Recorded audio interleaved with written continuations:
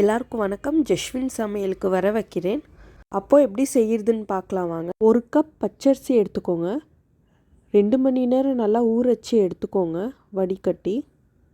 இப்போ நான் மிக்ஸி ஜாரில் ஆட் பண்ணுறேன். அரை மூடி தேங்காய் எடுத்துக்கோங்க.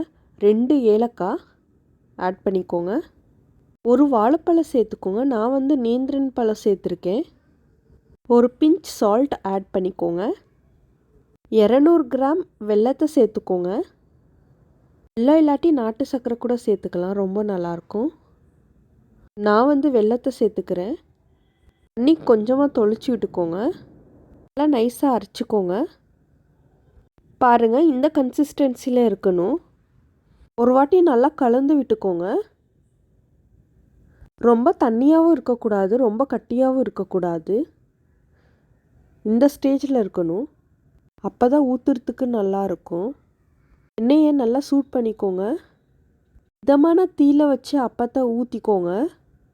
அப்போ தான் உள்ளெல்லாம் வேகும். ஹை ஸ்பீடில் வச்சா தீஞ்சிரும். பாருங்கள், இந்த மாதிரி ஊற்றிக்கோங்க. உடனே திருப்பி விட்டுக்காதீங்க.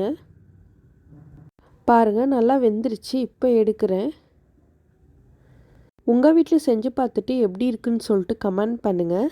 திருக்கார்த்திகை தீபத்துக்கு உங்கள் வீட்டில் என்ன பலகாரம் செஞ்சீங்கன்னு சொல்லிட்டு கமெண்ட் பண்ணுங்கள். திருக்கார்த்திகை தீபத்துக்கு மாவிளக்கு போட்டு வழிபாடு பண்ணோம். அப்புறம் இலை போட்டு சாமிக்கு படைச்சோம்.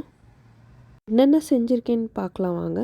அப்போது சுண்டல், பெரிய நெல்லிக்காய் பச்சடி, சாதம், வெண்டைக்காய் சாம்பார், உப்பு பருப்பு சாமிக்கு படைச்சு நாங்கள் சாமி கும்பிட்டோம். வெண்டைக்காய் சாம்பாரோட ரெசிபி உங்களுக்கு வேணும்னா டிஸ்கிரிப்ஷனில் லிங்க் கொடுத்துருக்கேன், செக் பண்ணி பார்த்துக்கோங்க. ஏதாவது டவுட்ஸ் இருந்தால் கமெண்ட் பண்ணுங்கள். வீடியோ உங்களுக்கு பிடிச்சிருந்ததுன்னா லைக் பண்ணுங்கள், ஷேர் பண்ணுங்கள் அண்ட் சப்ஸ்கிரைப் பண்ணுங்கள். பெல் பட்டனை கிளிக் பண்ணுங்கள். உங்கள் ஃபேமிலி அண்ட் ஃப்ரெண்ட்ஸ்க்கும் ஷேர் பண்ணுங்கள் இந்த வீடியோவை. தேங்க்யூ. பாய் பாய்.